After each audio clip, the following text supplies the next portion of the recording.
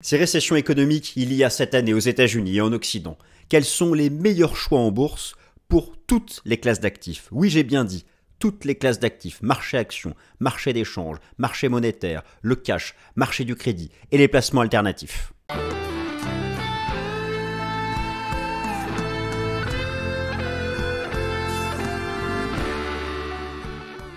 Chers amis, je suis ravi de vous retrouver. Bienvenue à la nouvelle édition du Top Gun, émission spéciale, vous me connaissez, je vous en propose de temps en temps. Alors chers amis, je vais reprendre avec vous. Vous savez, cette vidéo fait suite à celle que je vous ai proposée il y a 3 semaines environ, peut-être un mois, sur la probabilité d'une récession aux États-Unis et donc en Occident, parce que les États-Unis sont la première économie mondiale et que cela impacte le monde entier.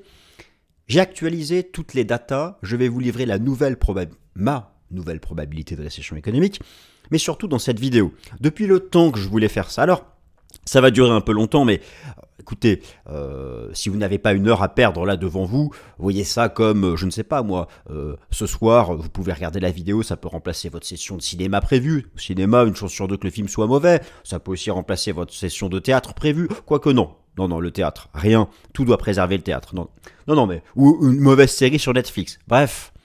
Si vous avez du temps à perdre, je vous présente ici une nouvelle vidéo où je vais traiter ce sujet de la récession économique, mais en lien avec les marchés boursiers. Les meilleurs placements sur le marché action. Peut-on trouver de quoi gagner de l'argent sur le marché action en récession? Que faire sur le marché d'échange? Que faire sur le marché du crédit, le marché obligataire? Quelles sont les devises les plus performantes en récession? Que penser du marché monétaire ou encore du cash? J'ai voulu, ça fait longtemps que je voulais faire ça, reprendre de manière globale. En fait, réexpliquer déjà ce qu'est une récession. Vous réexpliquer, peut-être que vous le savez déjà, alors simplement remettre les choses à l'écrit et à l'oral aussi, sur les conséquences d'une récession, sur la politique budgétaire de l'État, sur la politique monétaire des banques centrales, et comment cela ensuite se transmet, quels sont les mécanismes de transmission aux différentes classes d'actifs. Bref, comment préserver son capital en récession économique et voir comment gagner, car oui, il y a une classe d'actifs star en récession, qui fait ses meilleures performances en récession économique. D'après vous, c'est laquelle? Ça commence par un O, un énorme O. Celle qui commence par un A, le marché action, il y a peut-être de quoi tirer son épingle du jeu en sachant sélectionner ses secteurs. Car certains secteurs peuvent être performants, certains secteurs du marché action peuvent être performants en récession. Voilà mes amis, écoutez, j'espère que cette vidéo vous plaira. Donc là, c'est vraiment à nouveau le gros format long. La semaine prochaine, je repasse sur un format court vraiment dédié à l'analyse technique des indices boursiers. On prendra tous les flux institutionnels, etc.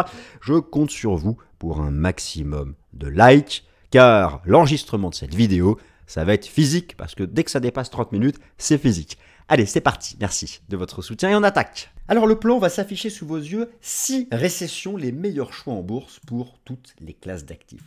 6 récessions, encore ainsi, what if, comme disent nos grands amis britanniques, nos grands amis aussi d'outre-Atlantique. Bref, ces bons vieux anglo-saxons qui ne nous ont pas toujours soutenus non plus, mais bon, ça c'est un autre sujet.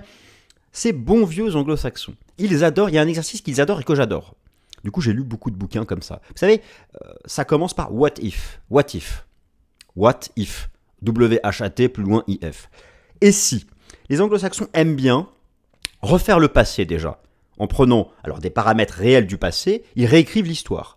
Et dans le what if, les anglo-saxons aiment bien aussi se projeter. Les Américains sont les rois de la projection future. Ils cherchent à tout anticiper. Ils ont des métriques pour tout anticiper. Les perspectives de politique monétaire, les perspectives de récession, les perspectives macroéconomiques, les perspectives géopolitiques.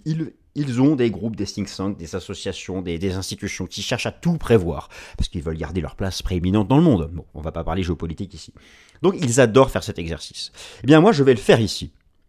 Alors, on ne réécrira pas le passé, mais nous allons utiliser le passé pour savoir comment, car ce sont toujours les mêmes modèles qui se déploient, qui se reproduisent. C'est le principe du raisonnement par récurrence. Dans chaque classe d'actifs, comment s'en sortir en récession. Car la récession ne consiste pas simplement à vendre toutes ses actions, à garder son cash et à attendre. Alors, on peut faire ça. Je vais en parler, il y a une partie sur le cash. On peut faire ça, why not? Mais il y a mieux, il y a plus intelligent. Oh, pas plus intelligent, je ne me permettrai pas. Il y a peut-être plus pertinent, plus rémunérateur, si vous voulez. Allez. Donc nous en étions où? Nous en étions au plan. Alors ce plan s'est affiché sous vos yeux. Première partie, alors what if? Les anglo-saxons sont friands, j'aime bien aussi me lire parfois. Donc, où en est l'évolution actuelle de la probabilité de récession aux États-Unis? Ce sera la première partie. Deuxième partie, on va se concentrer sur les hard data, car depuis le choc bancaire aux États-Unis, la résurgence du choc bancaire et l'intervention des banques centrales. Après l'immobilier qui est tombé, certaines banques sont tombées. Est-ce que l'économie réelle va tomber, en particulier l'économie industrielle? La probabilité de récession a augmenté. Et ensuite, marché action, marché d'échange, matières premières, marché monétaire, marché obligataire. Nous allons tout traiter pour voir les meilleurs placements. Si bien sûr il y a une récession. Donc, permettez-moi de reprendre les choses dans l'ordre. Je vais essayer de parler vite parce que je sais que ça vous ennuie quand je parle lentement. Je vais donc parler vite, mais pas trop vite non plus. Mais si c'est trop lent, vous pouvez accélérer. Vous avez dans YouTube, vous avez l'outil en bas de défilement. Vous pouvez augmenter le défilement. Donc voilà. Et puis j'ai tout chapitré. Regardez, tout chapitré. Marché action, marché d'échange, marché obligataire, matière première. Si vous voulez directement à la partie qui vous intéresse. Parce que là, on commence 5-10 minutes. Un gros 5-10 minutes parce qu'est-ce que c'est qu'une récession? L'impact sur la politique budgétaire. Il faut comprendre cette base pour ensuite bien interpréter les réactions des différentes classes d'actifs. Donc, ça me paraissait vraiment important de commencer par ça. Définition d'une récession et les récessions historiques américaines depuis 1929. Alors ici, je me concentre sur l'économie des États-Unis en partant du principe qu'en tant que première économie mondiale, ou on va dire première économie mondiale maintenant ex aequo avec la Chine, eh bien, cela impacte le monde entier. Alors, une récession économique déjà dite technique. Il s'agit de 2 trimestres consécutifs avec un taux de croissance négatif du produit intérieur brut. Une récession économique réelle est une année avec un taux négatif de croissance du produit intérieur brut, le PIB étant ici l'agrégat donc, que je vais utiliser pour représenter l'activité économique. Une dépression économique, il s'agit de plusieurs années consécutives de croissance économique négative. Et nous allons voir la liste des récessions économiques américaines depuis la Grande Dépression des années 30. Vous avez ici des données qui proviennent, alors ça provient, moi je m'informe beaucoup sur les sites américains, et notamment ici sur le site de la Réserve fédérale de Saint-Louis. La Réserve fédérale de Saint-Louis étant une des antennes régionales de la Fed américaine, et vous avez toutes les récessions répertoriées depuis 1970 en utilisant donc l'agrégat du produit intérieur brut. Alors ici, ce sont des images de la grande dépression des années 30, alors qui n'est pas répertoriée au-dessus, mais qui a été une récession plus, la grande dépression, d'ailleurs dépression économique, comme je vous l'indique bien à gauche, une dépression économique. C'est une récession qui dure plusieurs années consécutives et qui provoque des dégâts énormes sur l'économie. La récession de la crise financière de 2008, la récession de la crise sanitaire en 2020, la récession économique de la bulle Internet en 2001 ne sont pas des dépressions économiques, soyons clairs. Donc, si on remonte, on peut quand même remonter à la crise de 29 et à la grande dépression économique qui s'est déployée aux États-Unis entre 1930 et 1933-34, avant que le New Deal de M. Franklin Delano Roosevelt vienne un peu extraire l'économie américaine de cette dépression, ensuite la Seconde Guerre mondiale, etc., etc. Bon, vous connaissez l'histoire mieux que moi. Donc, voilà ce qu'est une récession économique. Après avoir vu la définition d'une récession économique, quel est l'impact d'une récession économique sur la politique de l'État et la politique des banques centrales? Car c'est comme cela, et en comprenant cela, que l'on va bien comprendre les grands arbitrages au sein des classes d'actifs. L'État lève des impôts. Alors ça, je pense que c'est grande nouvelle. Parfois, j'écris simplement des choses factuelles, des vérités vraies, comme on dit. L'État lève des impôts et dirige la politique budgétaire. La Banque centrale frappe la monnaie et dirige la politique monétaire. En période de récession, la politique budgétaire et la politique monétaire agissent de concert pour essayer de relancer la croissance économique. La politique budgétaire ce sont des grands plans de relance, la politique monétaire devient accommodante avec un cycle baissier des taux d'intérêt pour soutenir le système financier, une augmentation du bilan des banques centrales, c'est-à-dire une injection de liquidité pour soutenir le système financier et avoir des conséquences positives sur la croissance économique. Les dépenses de l'État augmentent via des grands plans de relance budgétaire. Vous devez bien comprendre ce que je viens de dire, c'est la base. La récession, c'est une croissance économique négative, mais tout de suite, elle provoque une inflexion de la politique budgétaire de l'État et une inflexion de la politique monétaire des banques centrales. Et c'est par ces deux inflexions conjuguées, le budget et la monnaie, que vont se déployer des conséquences en bourse sur le marché action, le marché des changes, le marché obligataire, le marché de la dette, le marché monétaire, le cash et les placements alternatifs. On peut même mettre les cryptos dedans, etc. Donc, il faut bien comprendre l'ensemble de ces éléments. Alors, vous avez ici, je vous ai répertorié, et je vous le remontre, l'ensemble des récessions américaines et l'impact sur le marché action. J'ai commencé depuis la Grande Dépression des années 30, la récession post-Seconde Guerre mondiale, la récession après la guerre de Corée, celle de 57, celle de 60, la récession de lutte contre l'inflation dans les années 60, au début des années 70, le choc pétrolier, la guerre du Golfe, la bulle spéculative.com, la grande récession de la crise financière, la récession du coronavirus que nous avons provoqué nous-mêmes par nos décisions de confinement. Et donc, en rouge, vous avez à chaque fois l'impact sur le marché action. Donc forcément, on voit que ça fait mal. Alors, je n'ai pas commencé à traiter l'impact sur les classes d'actifs. Le marché action va être la première partie, mais c'est quand même pour vous rappeler que la récession a quand même cette conséquence d'agir extrêmement négativement sur le marché action. Maintenant, quelle est la probabilité actuelle d'une récession aux États-Unis? Alors là, je vais reprendre avec vous. Je vous invite à reprendre la vidéo que j'ai réalisée il y a quelques semaines sur ce sujet. J'ai tout mis à jour. Donc là, c'est simple, j'ai tout actualisé. Vous allez voir, c'est superbe. Puisque les datas sont mis à jour chaque semaine ou chaque mois, là, je me suis vraiment concentré sur les hard data. Alors, on ne va pas refaire la vidéo d'1 heure sur la récession d'il y a 3 semaines. Je vais juste en reprendre 3 statistiques. Mais j'ai actualisé les notes, donc je vais vous montrer les pourcentages pour les hard data, qui sont le concret, la production industrielle, le taux de chômage, la production d'acier, ce que vous voulez, les soft data, les indicateurs avancés, les sondages, les modèles combinatoires et les data transversales. Si vous voulez en savoir plus, je vous invite à reprendre la vidéo que j'ai réalisée il y a 3 semaines. Mon calcul personnel, bien sûr, je peux complètement me tromper. Je vous avais dit à l'époque que j'avais une probabilité de récession de 44%. Suite au choc bancaire et suite à la mise à jour, et en particulier la mise à jour de la production industrielle aux États-Unis, qui est passée négative en rythme annuel, ce qui n'a pas été le cas depuis le Covid, ma probabilité de récession est montée à 50%. Mais en fait, c'est parce que j'ai tellement de paramètres dedans, et notamment les paramètres emploi, le marché du travail commence un peu à se dégrader. C'est vraiment lui qui fait que ça maintient la probabilité basse. Mais si je me concentre sur des hard data industriels, c'est 90% la probabilité de récession. C'est pour ça, je me demande si mon modèle n'est pas trop large dans son spectre, dans son échantillonnage de data, ce qui fait que ça minimise un peu la probabilité d'une récession. Après, tant mieux, je veux dire, bon, alors ma probabilité de récession est de 49,2%. Et je vais là me concentrer sur les hard data. Donc je vous remonte ce tableau, qui était ce tableau que je vous ai déjà présenté il y a 3 semaines, où j'ai donc une sélection de statistiques pour les hard data, pour les soft data, pour les modèles combinatoires et pour les data transversales. À l'intérieur, j'ai donc une note, quand c'est 10, c'est récession quasi certaine, quand c'est 1, c'est récession improbable. Et il y a eu notamment la mise à jour des chiffres de l'emploi, de la production industrielle, de certains modèles combinatoires. Et il y a vraiment des choses qui sont... Alors par exemple, je vais d'abord vous remontrer le modèle du Conference Board. Le modèle du Conference Board, qui fait partie des modèles combinatoires. Le modèle du Conference Board, il est extrêmement respecté aux États-Unis. C'est 10 sur 10. C'est récession certaine, selon ce modèle de probabilité. Alors qu'il existe aussi pour l'Europe. Ils ont aussi fait pour l'Europe.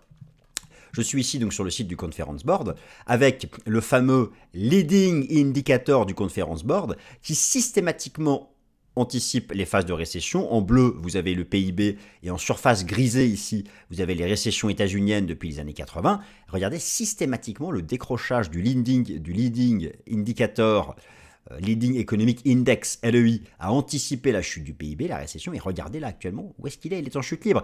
Et là, vous avez la carte pour le monde entier, et d'après le modèle du Conference Board, les États-Unis n'échapperont pas à la récession, mais la France et l'Allemagne non plus. Hein, donc voilà, alors ça, ce n'est qu'un modèle parmi d'autres, me direz-vous, mais bon, c'est à noter. Ensuite, la production industrielle. Alors la production industrielle aux États-Unis, vous avez ici la production industrielle aux États-Unis en rythme annuel, elle vient de passer sous zéro. Vous avez la récession de la bulle Internet, la récession de la crise financière de 2008, la récession de la crise sanitaire. Là, on vient de passer sous zéro, moins zéro. Et ça, je vous l'avais dit que je le surveillais il y a 3 semaines, que si ça passait sous zéro, ça viendrait m'alerter. Alors oui, c'est pas vertical, on glissote en dessous, ce sera peut-être le point bas, on verra bien, mais en tout cas, voilà quelque chose qui a augmenté la probabilité de récession selon mon modèle. Et enfin, la fameuse inversion de la courbe des taux, qui fait partie des données transversales. Toute l'inversion de la courbe des taux, c'est-à-dire que les taux d'intérêt à court terme sont supérieurs aux taux d'intérêt à long terme. J'ai représenté ici l'inversion de la courbe des taux par la ligne marron, en faisant la soustraction, la différence entre le rendement obligataire à 10 ans aux États-Unis et le rendement obligataire à 2 ans. La différence est de moins 0,46. Elle est donc sous zéro qui est ici, c'est donc négatif. Toutes les inversions de la courbe des taux aux États-Unis, depuis 70 ans ont anticipé de quelques mois la récession économique. Donc, voilà. Alors oui, effectivement, si on réduit la probabilité d'une récession à la courbe des taux, c'est récession, sûr et certain, tout le monde aux abris. Si on réduit la récession au modèle du Conference Board, c'est récession, sûr et certain, tout le monde aux abris. Mais si l'on regarde d'autres modèles combinatoires, si l'on regarde certains indicateurs avancés, si l'on regarde le marché du travail américain, c'est pas du tout tous aux abris. Si on regarde les PMI des services, l'économie américaine est une économie de services essentiellement, là aussi, les anticipations sont encore à une expansion. Alors, who lies? Je vous le demande. Doit-on faire confiance à l'industrie, au risque? Vous savez, l'immobilier a déjà décroché à cause de la hausse des taux. Les banques, on voit qu'elles sont sous pression à cause de la hausse des taux, notamment les plus petites. Est-ce que ce mécanisme de stress lié à la hausse des taux d'intérêt ne va pas se transmettre bientôt à l'activité manufacturière? Il y a un début de renversement haussier du nombre de faillites aux États-Unis et en Europe. Un tout début. Alors après, si une récession il y a, ça c'est un débat. Après, il y a le débat sur son degré. Peut-être qu'il y aura une récession, mais d'un faible degré. Vous voyez, en fait, c'est un débat sans fin. C'est-à-dire qu'on peut toujours débattre sur plein de choses. Donc là, je ne suis pas sur le degré de la récession, puisqu'on ne sait même pas s'il y aura récession. Mais en tout cas, j'ai voulu commencer par cette grosse première partie pour comprendre les mécanismes de base. Hein. Et maintenant, on va voir l'impact sur les différentes classes d'actifs. Et donc là, on a encore un peu de boulot. Et j'aimerais bien boire un petit verre d'eau. Je n'en ai pas pris, donc on va continuer. Donc, voilà. Alors maintenant, on va voir les conséquences sur le marché action. Je vous rappelle, c'est un slide que je vous ai déjà montré, bonne ou mauvaise nouvelle, chacun voit ça comme il veut, les récessions sont désinflationnistes. Là, je vous renvoie à la vidéo Top Gun de lundi dernier sur mon anticipation quant au taux d'inflation aux États-Unis. Et maintenant, on passe au vif du sujet. Les meilleurs placements boursiers pour toutes les classes d'actifs si jamais l'économie américaine et occidentale, Europe occidentale, entre en récession. Marché action, on commence par le marché action. Alors, première mauvaise nouvelle. Il n'y a pas d'endroit où se cacher sur le marché action. En récession, toutes les récessions historiques, si nous prenons les grands indices boursiers, toutes les récessions historiques ont vu les indices boursiers enregistrer une performance négative. Avec, pour le S&P 500, depuis les récessions depuis la fin de la Seconde Guerre mondiale, en 1945, ont vu en moyenne une baisse du S&P 500 de 35% en récession économique. Je vais vous les remontrer. Alors pourquoi? Parce que la conséquence première d'une récession économique, qu'est-ce que c'est? C'est la baisse du chiffre d'affaires des entreprises, la réduction des marges, la baisse des bénéfices, et donc la baisse des dividendes. Ce qui attire les acheteurs des actions, notamment la finance institutionnelle, c'est le rendement. C'est la hausse du prix et le rendement. Or, le prix d'une action, c'est un rapport aux bénéfices anticipés. La valorisation boursière de base, le price earning ratio par exemple, le rapport entre le prix d'une action et ses bénéfices envisagés. Donc logiquement, moins de croissance économique, moins de bénéfices, action moins chère. Baisse du prix des actions. Donc ça Ça, c'est la chose de base que tout le monde comprend. Les conséquences des récessions sont donc une réduction du bénéfice des entreprises. Alors, dans de rares exceptions, en fait, ça dépend après du type de récession, c'est ce que nous allons voir plus tard, mais globalement, overall, il n'y a pas d'endroit où se cacher. J'ai ici répertorié toutes les récessions. Là, vous avez donc sous les yeux l'indice S&P 500, et j'ai mis toutes les récessions depuis les années 30. Elle faisait mal, regardez la récession, regardez la Grande Dépression des années 30. Moins 80% le S&P 500. Mais je vous ai expliqué que c'était une dépression économique. La Grande Dépression des années 1930, moins 80% il a fait le S&P 500. Et donc là, j'ai répertorié sur le S&P 500, si vous voyez du vert, vous me le dites, toutes les récessions depuis un siècle. Et là vous avez celle du choc pétrolier est ici, c'était quand même moins 50%. Bon voilà, je les ai toutes répertoriées. Et effectivement, voilà, celles de la bulle Internet, la crise financière de 2008, là c'était le Covid. Alors là en 2022, il n'y a pas eu de récession, c'était un bear market, on a fait qu'au moins 25%, ce qui est quand même 10 points de pourcentage de moins que la moyenne. C'est moins 35% en moyenne le S&P 500 en récession. Donc, en récession économique, sur le marché action, mauvaise nouvelle, il n'y a pas d'endroit où se cacher. Mais en fait, c'est faux. Parce que dans le marché action, il y a des actions qui appartiennent toutes à des secteurs d'activité différents. Et il y a, heureusement, des secteurs qui s'en sortent mieux que d'autres. Alors, sur le marché action, la baisse peut être seulement, j'insiste, la baisse peut être seulement amortie en se tournant vers les secteurs défensifs. Et encore. Donc, alors là, je m'intéresse à quoi? Je m'intéresse aux 11... Les actions du S&P 500 sont rassemblées dans 11 super secteurs. Les S&P 500 super secteurs. Les actions européennes, je me suis intéressé aux 20 super secteurs qui composent l'indice européen Stocks Europe 600. Donc l'équivalent du S&P 500, mais pour les actions européennes. Il y a 3 gros secteurs défensifs. Un secteur défensif, c'est un secteur qui va moins baisser en récession, voire éventuellement monter selon le type de récession.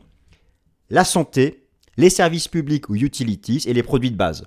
Alimentation, boisson, donc l'indice staples. Vous comprenez cette logique, c'est un peu logique.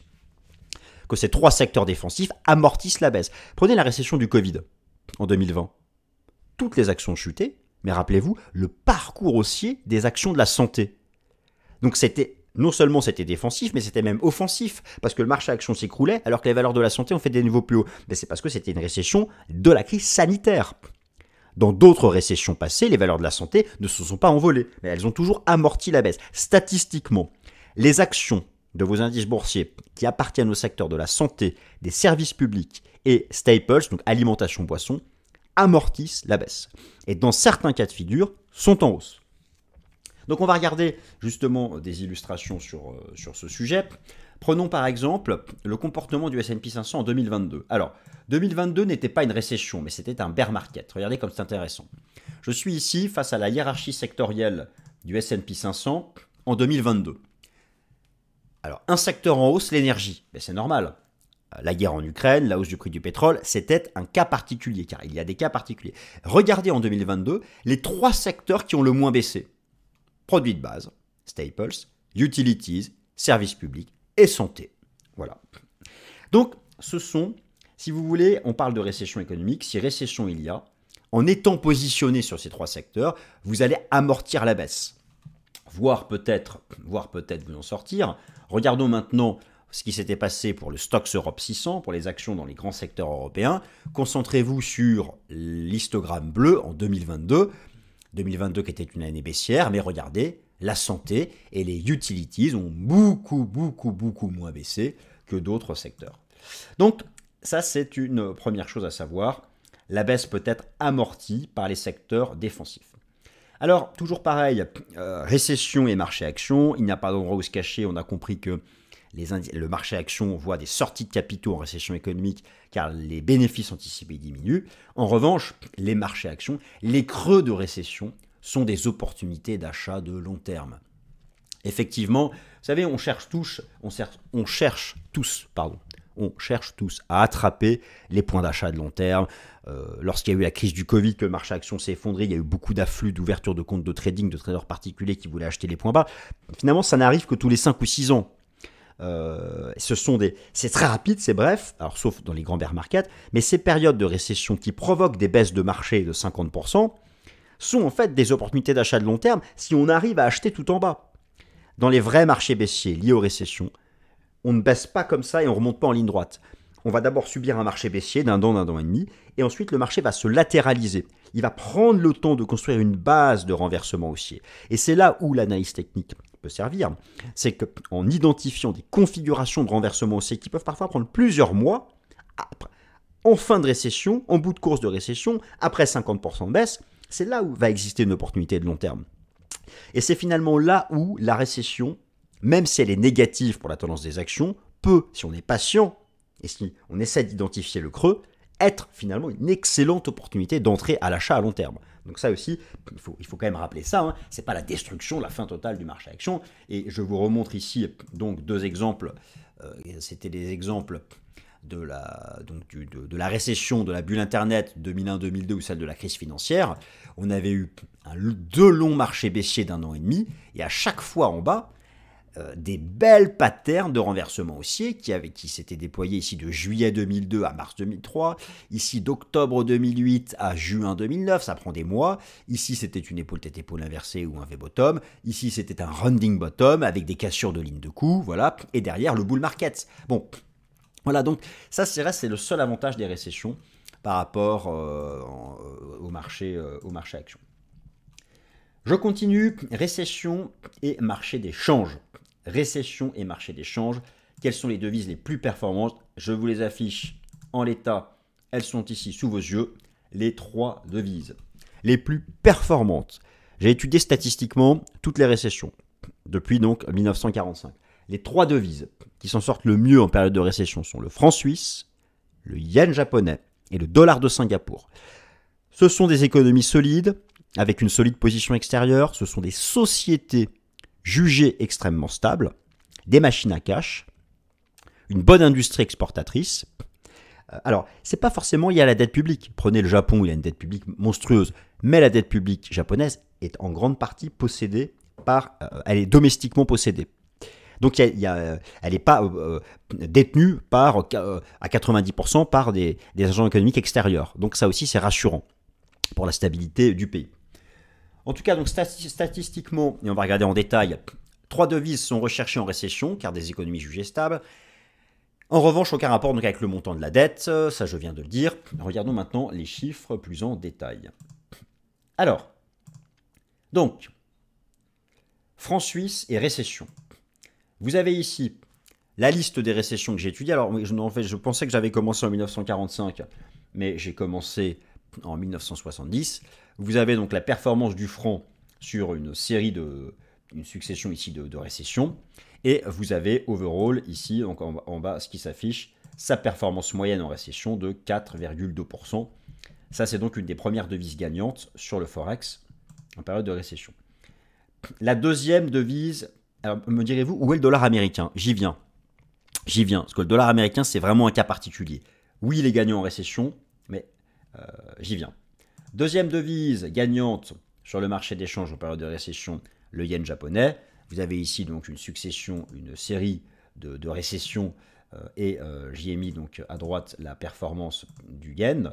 C'est le même principe et overall donc une performance globale qui est positive et qui d'ailleurs ressemble un peu à celle du franc suisse. Et quid du dollar dans tout cela? Quid du dollar dans tout ça? Alors le dollar, oui, le dollar est gagnant en récession. Après, ça dépend du degré de la récession. Mais il faut comprendre une chose. Que se passe-t-il en récession?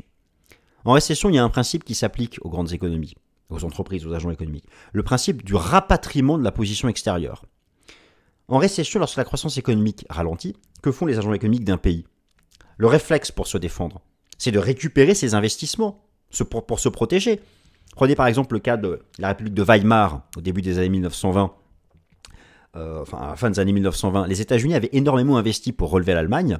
la récession est arrivée aux États-Unis, la dépression, le réflexe des banques américaines ont été de rapatrier tous leurs investissements en Allemagne. Et ça a coulé la République de Weimar. Et après, on sait ce qui s'est passé, qui était le régime démocratique avant l'arrivée du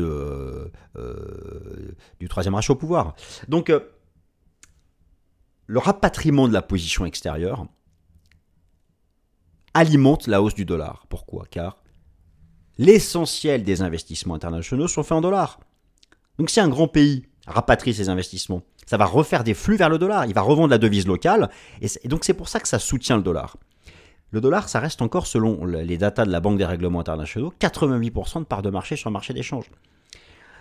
Donc les grosses récessions soutiennent fortement le dollar. Les petites récessions, pas vraiment. Parce qu'en petite récession, la Fed, qui est très réactive, est toujours la première à baisser ses taux. Et ça a tendance à baisser la rémunération du dollar et donc à le faire baisser. C'est peut-être d'ailleurs ce que nous sommes actuellement en train de vivre. Donc ça, c'est un principe qui se déploie en période de récession. Le rapatriement des capitaux extérieurs en récession, avec des États qui se replient sur eux-mêmes, les entreprises qui réduisent leur investissement, le comportement des particuliers, priorité à la consommation courante. Et donc ici, vous avez des datas avec le stock d'investissement direct à l'étranger, où ce que l'on constate, c'est que ce sont essentiellement des grandes économies occidentales qui investissent à l'étranger. Les États-Unis sont premiers, et forcément, lorsqu'ils vont rapatrier leurs capitaux, ça va alimenter la hausse du dollar. Le dollar US qui représente 88% de part de marché du Forex en 2022. L'essentiel, l'investissement international se fait essentiellement en dollar US. Je vous montre ici les données du tout dernier rapport triennal. Alors, la Banque des règlements internationaux, elle est considérée comme étant la banque centrale des banques centrales. Et vous avez ici donc la part du marché du dollar américain, la part du marché du dollar US qui est indiquée ici, 88%. Là, on comprend aussi que dans les grosses récessions majeures, ça soutient le dollar. Et j'ai ici donc fait la synthèse. Dollar et récession économique, les datas historiques depuis le change flottant. Alors, oui, là, attention. Vous pouvez éventuellement vous poser la question pourquoi je n'ai pas donné la performance du dollar lors de la Grande Dépression des années 30, mais c'est parce que ce n'était pas le Forex, ce n'était pas le marché des changes flottants. Avant, chaque monnaie avait une convertibilité en or. C'était l'étalon or. Et il y avait un taux de change fixe par rapport à l'or. Et lorsque la Grande Dépression est arrivée, ce qu'ont fait les États-Unis, c'est qu'ils ont dévalué le dollar par rapport à l'or. Ça fonctionnait comme ça. Donc c'était difficile d'avoir ça. C'était pas l'échange flottant. C'est pour ça que j'ai commencé vraiment à partir de 1970. Mais j'ai ici quand même voulu rappeler cette donnée. La dévaluation de l'USD de 20%. Et donc, overall, la performance du dollar en période de récession, plus 3,40%. On continue mes amis. Matières premières. Que se passe-t-il en récession économique?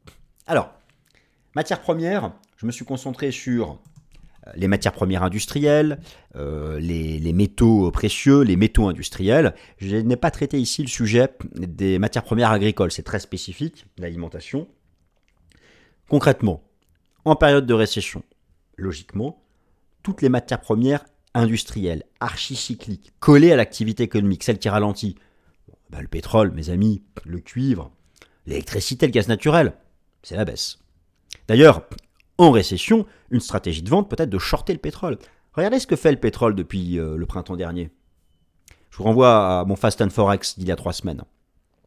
Pour certains, cette baisse du prix du pétrole de $120 à récemment sous les $70 serait déjà l'indication en soi d'une économie qui ralentit fortement. Bon, à cause de cette hausse des coûts de financement. En tout cas, en récession, les matières premières industrielles sont celles qui subissent le plus de dégagement. Alors, voilà, les plus agressifs en récession, ceux qui veulent préserver leurs capitaux, voire même gagner de l'argent en récession, peuvent adopter des stratégies de vente sur le prix du pétrole, des stratégies dites short, de vente à découvert, via les contrats futurs, via les CFD, via les ETF, via tout ce qu'on veut. Vous avez ici le comportement du pétrole lors de la grande récession de la crise financière, celle de la crise sanitaire. Vous vous rappelez lors de la crise sanitaire? Est-ce que vous vous souvenez, lors de la crise sanitaire, le prix du pétrole qui est passé négatif? Je vais vous le remontrer. C'était intéressant. le prix du pétrole, voilà, lors de la crise sanitaire, c'était sur une échéance mensuelle, c'était passé négatif, parce que l'activité était à l'arrêt. Donc là, vous avez la démonstration qu'il n'y a rien de plus sensible à l'activité économique réelle. Bon, moi je pense que si le pétrole casse cette zone des 60-65 dollars, et qu'ensuite on va à 30, parce que casser 60, c'est viser 30, 45 et 30, ce sera la confirmation que là, nous sommes déjà en récession économique. Mais pour l'instant, il tient le niveau. En tout cas, il est revenu dessus. D'ailleurs, c'était mon objectif de cours. Je suis assez content. Pour une fois, je ne me suis pas trompé. Et d'ailleurs, si vous regardez les données qui sont en haut à droite ici, vous avez le comportement des producteurs de pétrole sur le marché à terme pétrole. Eh bien, la position nette est en baisse, c'est-à-dire qu'ils sont de plus en plus vendeurs. Alors pourquoi, je vous pose la question, pourquoi est-ce que les producteurs de pétrole sont actuellement en train de se couvrir? Bon. En récession, toujours sur le compartiment des matières premières, l'exemple du bear market de l'année 2022, pour bien voir comment se sont passées les choses. Alors, regardez ici, concentrez-vous sur l'histogramme bleu, qui représente l'année 2022, alors qui n'était pas une récession, mais qui était un bear market. Eh bien, regardez ce qui avait en baisse, le cuivre. Les pétroles étaient en légère baisse, alors qu'ils étaient en forte hausse en 2021, parce que c'était l'année de reprise post-Covid. Il y avait quand même une chute des matières premières agricoles, en particulier le bois et l'avoine. Donc le bois et l'avoine. Donc voilà, ce sont les matières premières industrielles qui subissent une baisse en récession. Par contre, au contraire, statistiquement, sur le compartiment des matières premières, les métaux précieux sont en hausse en période de récession. Alors là, il faut quand même rester prudent. Effectivement, il est statistiquement admis et acquis que la performance de l'or et de l'argent est favorable en récession économique. Vous avez ici donc, des données qui proviennent du World Gold Council et qui vous montrent, selon un certain nombre de récessions étudiées depuis 1975, la performance de l'or en récession. En général, il est en hausse. Alors pour quelles raisons? Eh bien, souvenez-vous, dans les conséquences des récessions, il y a l'inflexion baissière du cycle des taux d'intérêt des banques centrales. Or, il y a une corrélation inversée entre le cycle des taux d'intérêt et le prix des métaux précieux, en particulier le cours de l'or. Je vous renvoie à mon Fast and Forex que j'ai réalisé mercredi dernier. Donc, c'est ça en fait en grande partie qui soutient les métaux précieux, c'est la baisse des taux d'intérêt nominaux en période de récession. C'est une réaction des banques centrales. Bon, maintenant attention, si la récession vient d'Asie, si la récession vient de Chine et d'Inde, ce qui n'est pas le cas, actuellement on s'inquiète plutôt pour les pays occidentaux. Attention car dans la demande d'or, il y a bien sûr la demande financière liée au cycle des taux d'intérêt au dollar, mais il y a la demande physique en grande partie liée à l'industrie de la joaillerie en Inde et en Chine. Si la récession vient d'Inde et de Chine, l'or ne va pas monter parce qu'il y aura une chute de sa demande physique en provenance d'Inde et de Chine. C'est pour ça que il y a bien sûr la récession, le terme générique, mais après il y a son degré, et il y a sa forme, et il y a sa localisation. Il y a énormément de paramètres. C'est pour ça que là, je donne les conséquences générales sur les classes d'actifs, mais après il y a plein de cas particuliers. Si la récession vient de Chine, l'or ne va pas monter, je vous garantis, parce qu'il y aura un effondrement de sa demande industrielle. La Chine et l'Inde, c'est 40% de la demande industrielle d'or. De la demande globale d'or, pardon, via la demande physique, qui à 80% vient de Chine et d'Inde. Donc ça, c'était vraiment quelque chose que je voulais vous rappeler. Maintenant, que se passe-t-il sur le marché monétaire et le cash en période de récession? Alors, le marché monétaire, c'est rémunère par les taux d'intérêt à court terme. Vous connaissez tout ce que c'est qu'un fonds monétaire, une SICA monétaire, une OPCVM monétaire. Vous êtes le capital. Alors, quel est le point commun? Le point commun entre le cash et les placements monétaires. Le capital est préservé. Sur une action, le capital n'est pas préservé parce que le prix de l'action peut baisser. Même sur une obligation, le capital n'est pas préservé, le prix de l'obligation peut baisser. Bon, par contre, à l'échéance de l'obligation, vous êtes remboursé à 100% du nominal. J'y viens après sur les obligations. Sur un placement monétaire, le capital est préservé. Et par contre, comme on est en récession, que les taux d'intérêt vont baisser parce que la Banque centrale réagit, ça rémunérera de moins en moins. Mais quand même, vous pouvez avoir 2-3% par an, surtout si les taux viennent de 4-5 et que la Banque centrale commence à baisser. Bon, très bien. Je dirais que voilà, le placement monétaire, votre capital est préservé. Et alors le cash, les liquidités, les billets de banque ou le cash sur un compte courant classique, oui, le capital est préservé. Par contre, vous ne gagnez rien, ce n'est pas rémunéré. À la différence des placements monétaires qui sont rémunérés via les taux d'intérêt à court terme. Donc je dirais qu'en récession, le marché monétaire et le cash attirent souvent des capitaux pour préserver le capital. ça peut être une façon de se couvrir et d'agir. D'ailleurs, je vous montre ici les données de la dernière étude, de l'étude de la Bank of America, l'évolution chez les asset managers de la part du cash dans leur portefeuille. Eh bien, dans toutes les récessions, on prend par exemple celle de 2008, ou celle du Covid, ou le bear market de 2022, regardez l'explosion de la part du cash dans le portefeuille. La part du cash dans le portefeuille qui dépasse les 5, 6, 7%. Donc, en récession, les gérants augmentent la part du cash avec comme objectif de préserver le capital. Et maintenant, le grand gagnant, le leader, le patron des récessions, c'est le marché obligataire. J'ai fait une vidéo sur le sujet il y a un mois et demi que vous pouvez reprendre pour avoir plus de détails. Le marché obligataire est le marché star et haussier en période de récession. Il est considéré comme celui ayant le plus d'aspect refuge. D'ailleurs, je vous montre ici, vous avez la performance des actifs financiers depuis le choc bancaire. Et on retrouve à côté de l'or et l'argent l'Eurobond, qui est le contrat de taux de l'Allemagne fédérale, qui est l'obligation longue de l'Allemagne fédérale. Alors pourquoi ? Rappelez-vous, les conséquences d'une récession en termes de politique monétaire sont une inflexion baissière du cycle des taux d'intérêt, d'accord, pour relancer la croissance économique.